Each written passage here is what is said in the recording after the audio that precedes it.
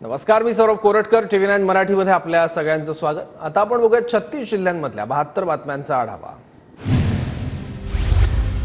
परभणीत अजित पवार गटाचे आमदार बाबाजानी दुर्राणी आणि जयंत पाटलांमध्ये चर्चा. बाबाजानी दुर्राणींच्या निवासस्थानी दोन्ही नेत्यांमध्ये बंद दाराआड चर्चा. पक्षाने सहकार्याची भूमिका घेतल्यास बाबाजानी दुर्राणी घरवापसी करायला तयार असतील. पाथरी विधानसभेसाठी उमेदवारीची इच्छा व्यक्त करताना शरद पवार गटात परतण्याचे संकेत. पंकजा मुंडेंच्या वाढदिवसानिमित्त बुलढाण्यात बॅनरबाजी. पंकजा मुंडे भावी मुख्यमंत्री उल्लेख असलेले बॅनर झळकले. पंकजा मुंडे समर्थकांकडून बीबी शहरात बॅनरबाजी. विरोधकांची भूमिका स्पष्ट नसेल तर सरकारने आरक्षणावर निर्णय घ्यावा. मराठा आरक्षणाचा निर्णय घेण्यात सरकारने विरोधकांची वाट पाहू नये. मनोज जरांगेंची विरोधकांवर टीका करत सरकारकडे मागणी. जरांगेंचं पुढील उपोषण येवला इथल्या पूर्ण गावात घेण्याचा ग्रामस्थांचा ग्रामसभेत ठराव. जरांगे पाटलांनी मागे भुजबळांना मागे येवल्यात उपोषणाचा इशारा दिल्यावर पूर्णगाव ग्रामस्थांनी जबाबदारी स्वीकारली. शिवसेना नेते भास्कर जाधव यांच्या कार्यकर्त्यांकडून उद्धव ठाकरेंचा वाढदिवस साजरा. गुहागर आणि दापोलीतील विधानसभा मतदारसंघातील प्रमुख पदाधिकाऱ्यांच्या पाचगणी इथल्या शिबिरामध्ये वाढदिवस साजरा.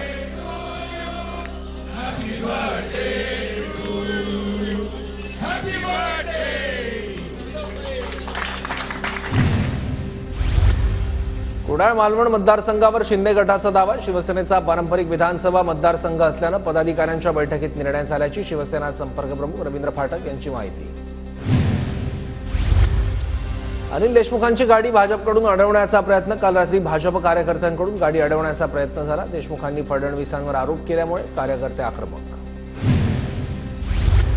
ठाण्यात ठाकरे गटाला धक्का. ठाकरेंच्या युवा सेनेच्या पदाधिकाऱ्यांचे राजीनामे. राजन विचारेंचे समर्थक आज संध्याकाळी वर्षा निवासस्थानी शिंदे गटात पक्षप्रवेश करण्याची शक्यता. नांदेडमध्ये जयंत पाटील आणि शेतकरी कामगार पक्षाच्या महिला प्रदेशाध्यक्ष आशा शिंदे यांची भेट. आमदार राजेश टोपे यांच्या उपस्थितीत तासभर चर्चा. शिंदे यांच्याकडून लोहा कंधार मतदारसंघासाठी मोर्चे बांधणी. भाजपचे डॉक्टर अनिल कांबळे राष्ट्रवादीच्या वाटेवर. शरद पवारांच्या भेटीनंतर परभणीसह लातूरच्या उदगीरमध्ये चर्चांना उधाण. जळगाव शहरातील रस्ते लाईटच्या सुविधेवरून भाजप आमदार सुरेश भोळे जिल्हा नियोजन समितीच्या बैठकीत संतापले. निधी असूनही जिल्ह्यात सुविधा मिळत नसल्यानं आयुक्तांना धारेवर धरलं. वाशिमच्या डॉक्टर बाबासाहेब आंबेडकर चौकात काँग्रेसचं धरणे आंदोलन. राज्यातील शेतकऱ्यांना तेलंगणा राज्याप्रमाणे कर्जमाफी द्यावी. वाशिम जिल्ह्याचा वैनगंगा नळगंगा नदी जोड प्रकल्पात समावेश करण्याची आंदोलकांची मागणी.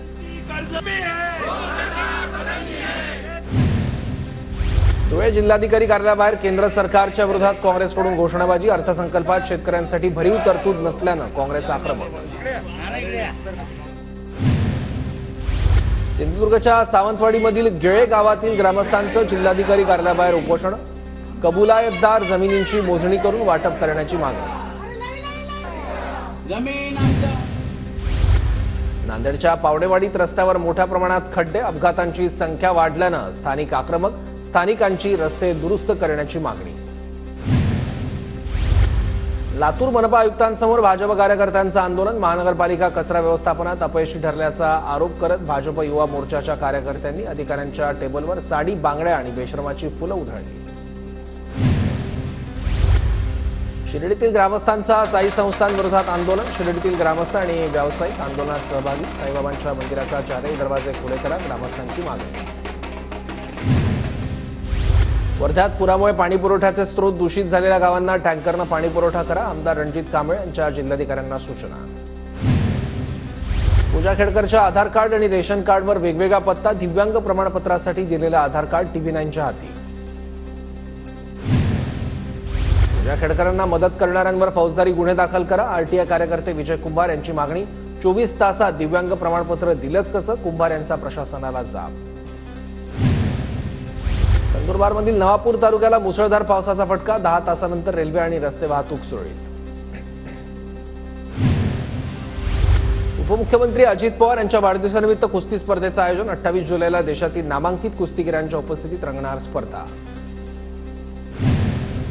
पंचगंगा नदीची पाणी पातळी सध्या 70 फुटांवर. कर्नाटक इचलकरंजीला जोडणाऱ्या मोठ्या पुलाला पाणी लागलं. TV9 मराठीच्या टीमने टिपलेली खास दृश्य. नंदुरबारच्या नवापूर शहरात मुसळधार पावसामुळे जनजीवन विस्कळीत. शैक्षणिक दाखले आणि संसार उपयोगी वस्तूंचंही नुकसान.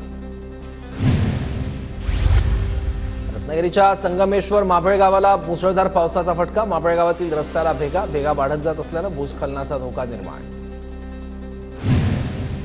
बीड जिल्ह्यात पावसाची संततधार कायम. जिल्ह्यातील अंबाजोगाई, धारूर, वडवणी, माजलगाव, परळी आणि गेवराई तालुक्यात समाधानकारक पाऊस. मात्र अद्यापही दमदार पावसाची प्रतीक्षा कायम. चंद्रपूर जिल्ह्यात गेल्या 10 दिवसांपासून सुरू असलेल्या पावसाने जुनोना तलावाचा सांडवा प्रवाहित. तलाव प्रवाहित झाल्यानंतर शहरवासियांची पाण्याचं विहंगम दृश्य पाहण्यासाठी गर्दी. धाराशिवच्या परंड्यातील सीना कोळगाव धरण अजूनही कोरडं ठाक. सीना कोळगाव धरणाची पाणी पातळी -8.71%वर. धरणावर 8,700 हेक्टर क्षेत्र अवलंबून. नाशिकच्या इगतपुरीमधील वैतरणा गावात रस्त्यांची दुरवस्था. पावसाच्या पाण्यामुळे नागरिकांचा जीव मुठीत धरून प्रवास. रस्ता दुरुस्त करण्याची नागरिकांची मागणी. भोर तालुक्यातील दरड प्रवण क्षेत्र असलेल्या धानवली गावातील 30 कुटुंबांचं प्रशासनाकडून तात्पुरतं स्थलांतर. संततधार पावसामुळे मुळशी तालुक्यात दरड कोसळल्याची घटना घडल्यावर प्रशासन अलर्ट मोडवर. सांगली कर्नाटक सीमा भागात धुवाधार पाऊस. कर्नाटकच्या हुक्केरीमधील हिडकल धरण 100% भरलं. धरणातून पाण्याचा विसर्ग सुरू. केंद्र शासनाकडून पंतप्रधान विशेष निधीतून राज्यातील 7 प्रकल्पांची निवड. इगतपुरीच्या धाम धरणाचाही समावेश. धाम धरणासाठी 510 कोटींचा खर्च. भुसावळच्या हतनूर धरणाचे 10 दरवाजे 2 मीटरनं उघडले. मध्य प्रदेश, विदर्भातील पावसामुळे धरणातील पाणी साठ्यात वाढ. कोयना धरणातून सोडलेल्या पाण्यामुळे कराडच्या प्रीतिसंगमावर कृष्णा नदीच्या पाणी पातळीत वाढ. 31,050 क्युसेकनं पाण्याचा विसर्ग सुरू. बुलढाण्याच्या हनुमान सागर धरणातील पाणी पातळी चिंताजनक. जलाशयात केवळ 25% जलसाठा शिल्लक. पावसाची प्रतीक्षा कायम. अलिबागच्या किनाऱ्यावर भरकटलेल्या जहाजातून 14 खलाशांना वाचवलं. भारतीय तटरक्षक दलाच्या हेलिकॉप्टरच्या मदतीनं काल संध्याकाळपासून सुरू होतं रेस्क्यू ऑपरेशन. छत्रपती संभाजीनगरच्या जायकवाडी धरणात पाण्याची आवक सुरू. धरणात 9,000 क्युसेक वेगानं पाण्याची आवक सुरू. नांदूर मध्यमेश्वर धरणातून सोडलेलं पाणी जायकवाडीत दाखल. सांगलीत कृष्णा नदीच्या पुराच्या पाण्यात पोहणं तरुणाच्या अंगलट. वाहून जाताना विद्युत पोलचा आधार. तरुणांच्या बचावाचा थरार कॅमेऱ्यात कैद.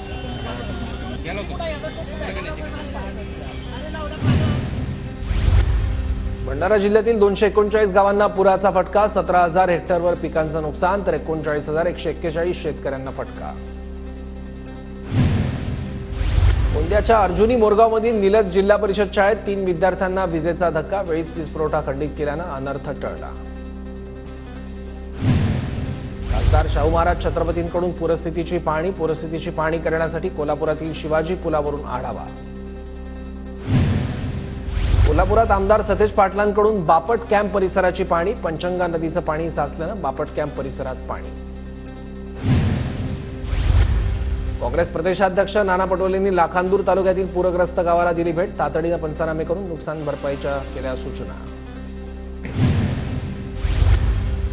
नाशिकच्या बाजारांमधून मुंबई गुजरातकडे होणारा भाजीपाला पुरवठा घटला. 30% भाजीपाल्याची आवक मंदावली. कोल्हापूरच्या उजनी धरणातील पाणीसाठ्यात विक्रमी वाढ. उजनी धरणात 1,48,737 क्युसेकनं आवक सुरू. नांदेडमध्ये गोदावरी नदीच्या पुलावरील रस्त्याची प्रचंड दुरावस्था. 1 फुटाचे खड्डे पडल्यानं रस्त्याला तळ्याचं स्वरूप. प्रवास करताना वाहनधारकांची तारेवरची कसरत.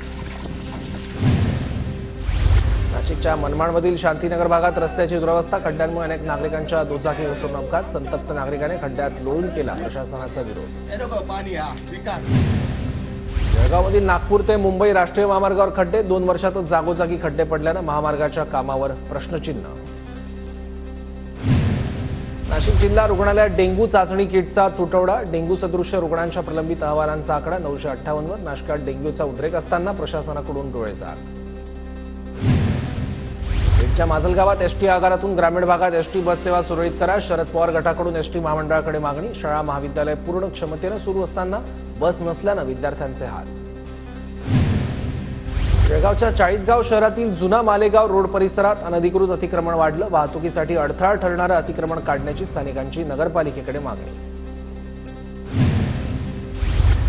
बीडच्या माजलगाव तालुक्यातील वंजारवाडी वस्तीच्या शाळेला इमारत नाही. झाडाखालीच भरते विद्यार्थ्यांची शाळा. सौदी अरेबियातील पतीकडून रत्नागिरीतील पत्नीला फोनवरून ट्रिपल तलाक देणाऱ्या पतीविरोधात रत्नागिरी शहर पोलीस ठाण्यात गुन्हा दाखल. अमरावतीमध्ये खताच्या नावाखाली माती विकणाऱ्या खत विक्रेत्यावर गुन्हा दाखल. तब्बल 3,300 बॅगची केली होती विक्री. शेतकऱ्यांची फसवणूक झाल्यानंतर पुण्याच्या कंपनी संचालकाविरुद्ध गुन्हा दाखल. वर्धा जिल्ह्यातील आर्वी इथे अप्रमाणित खतांचा साठा जप्त. वेगवेगळ्या कंपनीचं खत असलेल्या खतांच्या 960 बॅग पंचायत समितीच्या कृषी विभागाकडून स्थानबद्ध.